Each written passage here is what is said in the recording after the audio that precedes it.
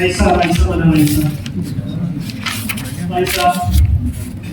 Mana Raisa? Wah, dia. Raisa-nya angkat tangan dulu. Mana yang namanya Raisa, angkat tangan. Sudah ada nih. Mana? Cuma satu aja. Dua. Raisa ada 2, 3. Kamu Raisa siapa? Teresa. Raisa Teresa. Coba nama lengkapnya. Teresa Islami Putri. Oh, nah, kamu siapa? Bukan, ini Teresa Islami Putri.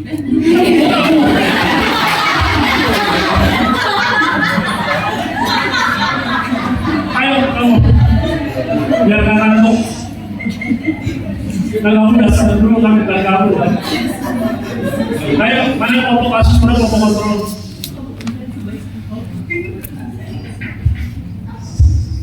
Nah kan, dibingungin. Kalau saya suruh nyanyi nanti Raisa. Bisa nggak Raisa? Ayo. Coba Sultan, mana Sultan? Apakah kamu soal Sultan? Coba ini Sultan menjawab. Ayo, tambah saya semua dengar.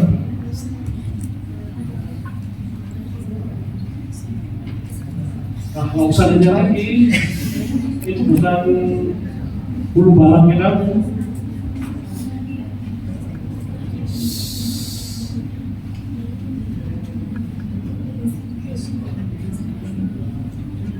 Ini udah berapa orang loh saya nanya. Raisa, Sultan, tadi di sini siapa tadi tuh saya nanya kamu ini. Nggak ada yang bisa jawab.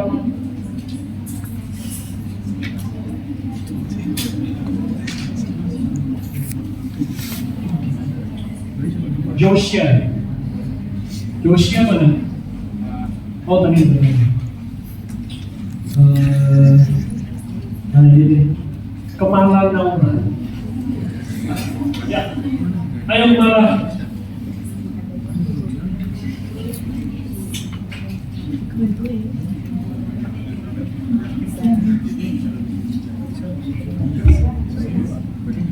Ayo, biar cepat selesai kuliah, biar kalian cepat pulang. Boleh yang pertanyaannya lagi. Pertanyaan saya tadi adalah pada saat mulai penelitian, pembagian kelompoknya itu seperti apa? Oke, silakan. Yang barusan tadi apa namanya saya sudah lupa. Kemala. Apa Kemala?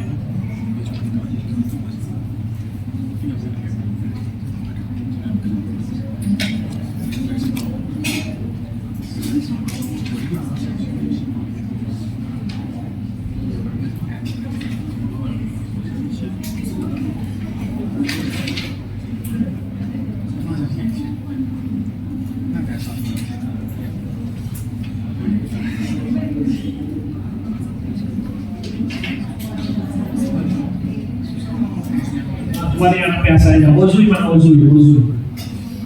Ayo Ozui. Apa?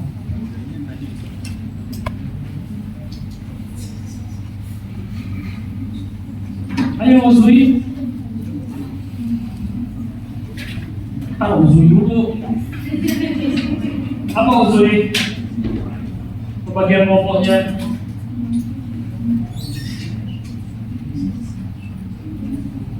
Hah?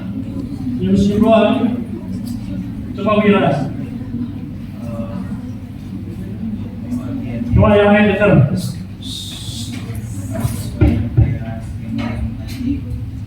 Jadi dibagi jadi 2, yang terkena breast cancer sama yang tidak kena breast cancer. Kan itu pakai case control, jadi orangnya udah terkena penyakit dulu. Jadi kita tarik. Pintar tuh anak biasanya. Jadi ini yang saya kan maksudnya kan saya bilang hati-hati kan ada penyakit juga, makanya saya nggak mau bilang penyakit kan periodontitis kan juga penyakit. Tapi kita lihat outcome-nya apa di sini, pastinya kan breast cancer yang outcome-nya. Jadi pada saat mulai penelitian kelompok kasusnya apa Wira? Kan 2 kelompok, 1 kasus 1 kontrol. Kelompok kasus yang apa?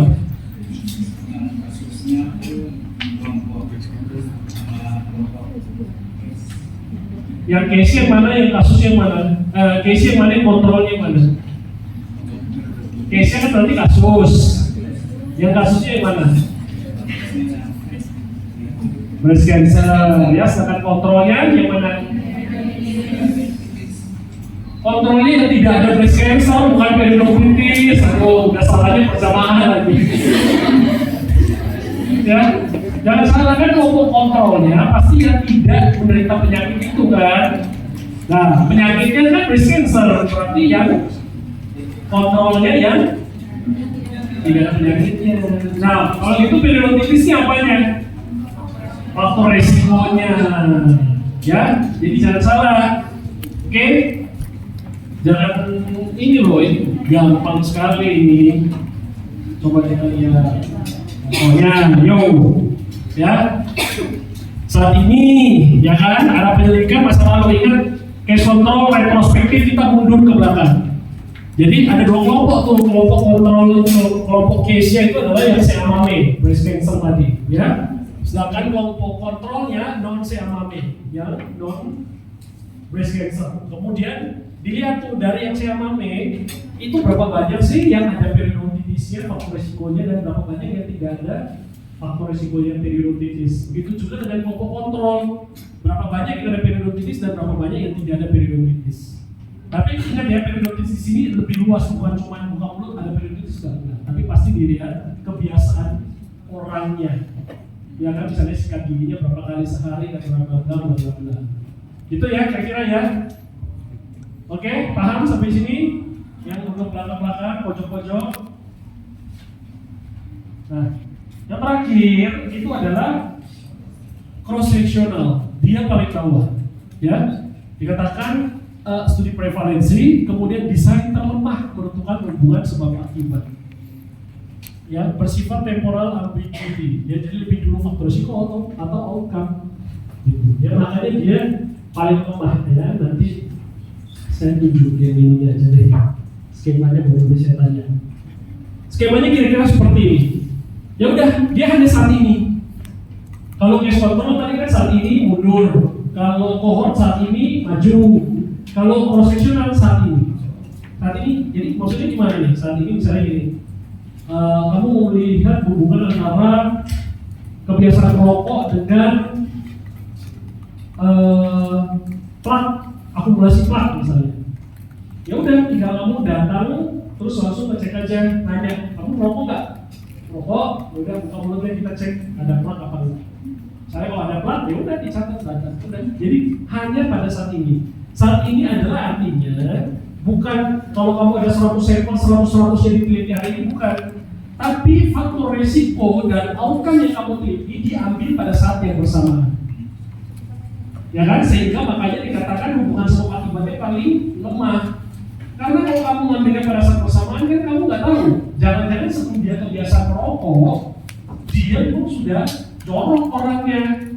Udah banyak makan, nggak pernah mau gosok gigi. Ya kan? Beda dengan kohort. Kalau kohort pada saat mulai kan nggak boleh ada penyakitnya, nggak boleh ada outcome-nya.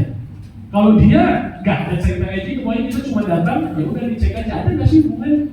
Jadi dia sebenarnya mirip sama kohort, cuma bedanya kalau kohort itu diikuti sampai muncul penyakitnya atau outcome-nya.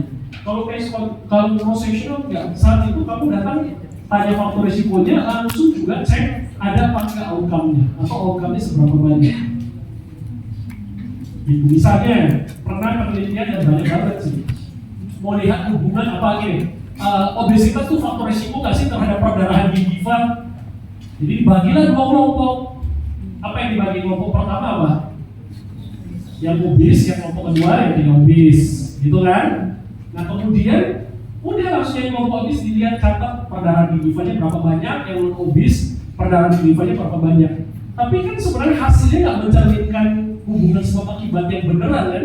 Karena kamu nggak pernah tahu perdarahan gigi giva ini jangan sebelum dia obes, sebelum dia gemuk, gitu kan?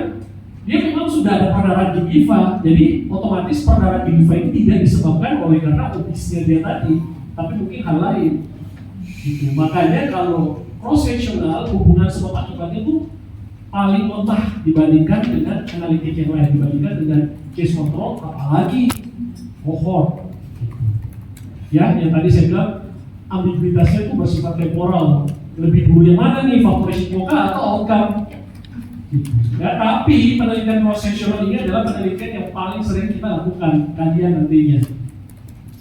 Karena nggak mungkin kalian mau skripsi terus saya mau penelitiannya pohon nggak selesai kan? Nggak selesai. Case control masih mungkin, tapi pasti lama banget juga karena kamu harus cari dulu, datang ke rumah sakit kan nggak bisa kamu cuma mau cari penyakit terus ya cek di kampus itu kan nggak bisa, pasti harus ke rumah sakit. Tapi kalau cross-sectional banyak banget penelitian yang berkaitan dengan cross-sectional yang bisa kamu ambil. Tadi yang obesitas dengan perdarahan gingiva, ada juga penelitiannya kebiasaan merokok dengan akumulasi plaque yang tadi saya bilang.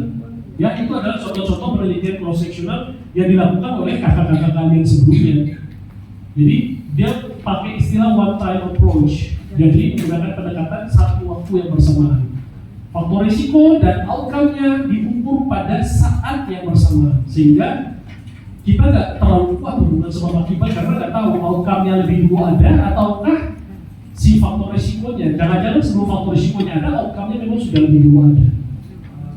Ya, nah, jadi saat ini lihat di skemanya di sini, ya kan? Terpapar, tidak terpapar, kemudian langsung cek aja yang terpapar faktor risiko ada penyakitnya nggak?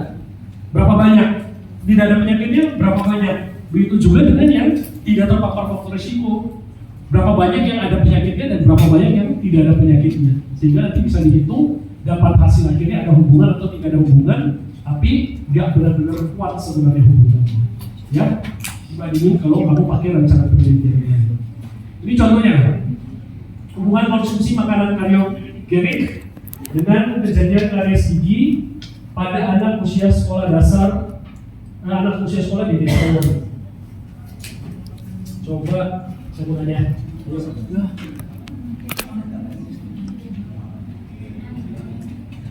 Lagi kan?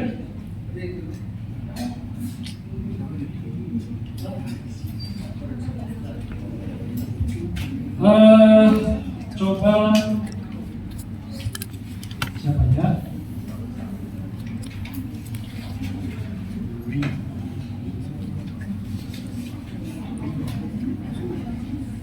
Angelica. Bagus. Ayo, Kodoyun. Mana?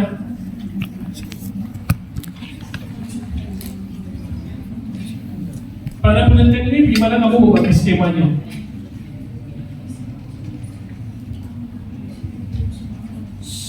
Coba ya, mana menurut kamu kira-kira faktor risikonya mana, outcome-nya deh udah paling gampang dan baik.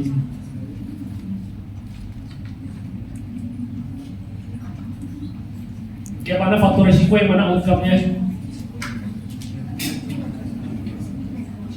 Oh, ada siapa? Oh, hah? Medi. Ayo Medi. Yang mana faktor risikonya, yang mana outcome-nya? Kelihatan kan? Kamu jangan baca abstraknya, udah baca judulnya aja. Dari judulnya itu udah kelihatan apa outcome-nya, apa faktor risikonya. Coba yang lain tenang. Outcome-nya itu kejadian karies gigi pada anak usia sekolah di desa. Sedangkan faktor risikonya? Faktor risikonya buat konsumsi makanan karbohidrat. Coba Hugo, kamu setuju nggak dengan si Medi tadi?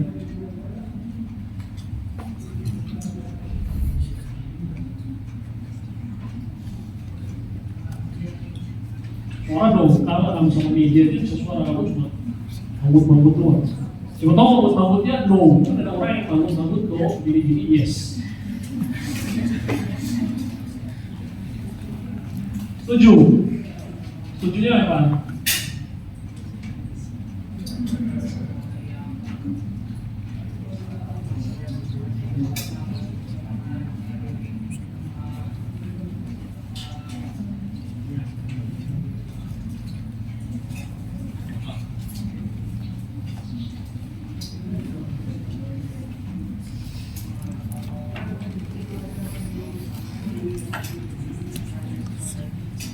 Ya, kurang lebih sama ya. Kalau kamu lihat ke tengah,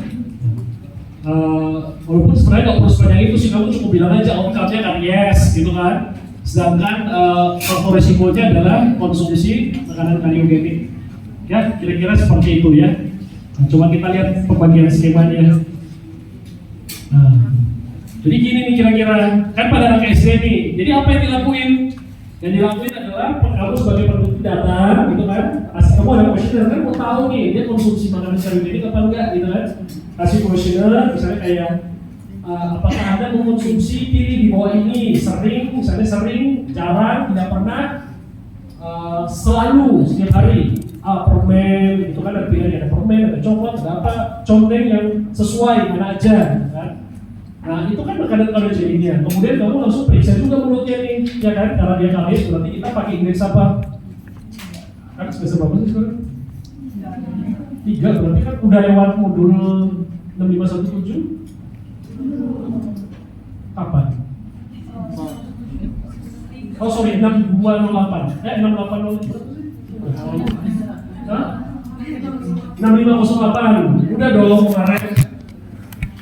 Udah kan? Jadi harusnya kayaknya bukan yang udah diajarin tuh. Indeks apa yang kamu gunakan untuk melihat karies? Indeks yang digunakan untuk melihat karies DMFT, ya kan? Nah, jadi cuma tinggal kamu habis itu udah diisi nih dia nih. Kemudian kamu cek gitu kan, kariesnya berapa gitu kan? Angka decay-nya itu berapa? Udah deh langsung kamu dapat hasil, terus kamu bisa bilang bahwa konsumsi makanan kariogenik ini memang faktor risiko untuk karies gitu kan. Ya mungkin benar juga, tapi kan hubungan sebab akibatnya nggak terlalu kuat gitu. Ya kan, kita nggak tahu, jangan-jangan kariesnya itu muncul bukan karena dia konsumsi makanan kariogenik saja, ya kan? Tapi karena hal lainnya.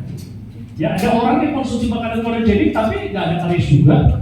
Siapa di sini yang suka makan coklat dari kecil tapi giginya nggak karies? Sultan, kok kamu tahu? Pertanyaannya kok kamu tahu? Kalau saya berpikir logis ini, kok kamu bisa tahu Sultan makan coklat dari kecil? Plus nggak ada karies, ya udah lihat dong dia buka mulutnya gini. Ya, ada orang yang karies, nggak karies, walaupun makan coklat. Macam-macam bisa karena memang ini jaga OH-nya. Bisa juga mungkin sudah Fischer-Sillen, ya kan? Jadi waktu gigi tetapnya baru muncul langsung orang tua yang ngajak, ayo ke dokter gigi Fischer-Sillen. Jadi bisa aja kan? Gitu kira-kira. Sehingga kita nggak bisa benar-benar menerjemahkan apakah hubungan sebab akibat ini kuat apa tidak, karena diambil pada waktu yang bersamaan atau waktu yang sama. Nah ini kira-kira kalau kita lihat hierarkinya ya, dari bawah ke atas kita lihat paling bawah itu ada deskriptif, ya. Kemudian habis deskriptif baru deskriptif kan saya udah ngajar, ya saya ngajar ya kemarin kan, benar nggak di modul kemarin saya ngajar nggak sih? Ngajar nggak deskriptif kemarin? Modul yang lain yang berbeda? Loh kalian sekarang semester berapa? Semester 2 ya? Saya sering ketemu kalian di semester ini di BMP ada ketemu di modul apa? Baru ketemu di sini. Hah? Di semester ini. Ini aja. Oh ya, satu lagi itu kelasnya si Calvin ya? Oh itu sebelah. Ya kan ya?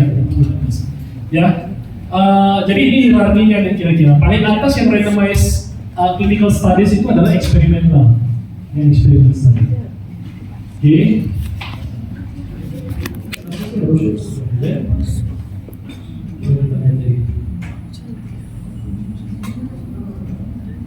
Sama aja itu udah saya buat persingkat.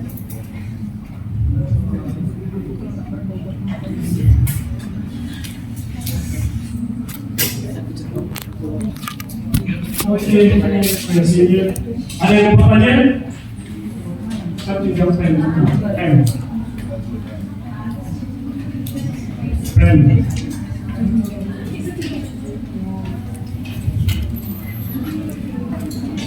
Ada yang mau bertanya? Apakah sudah jelas? Apa tanya?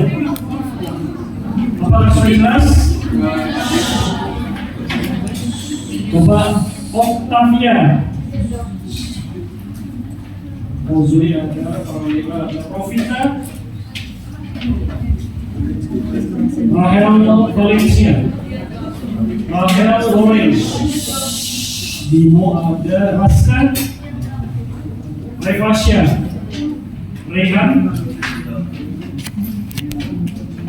Reva, Sabina, Safira, Salsabila, Syafa, mana Syafa?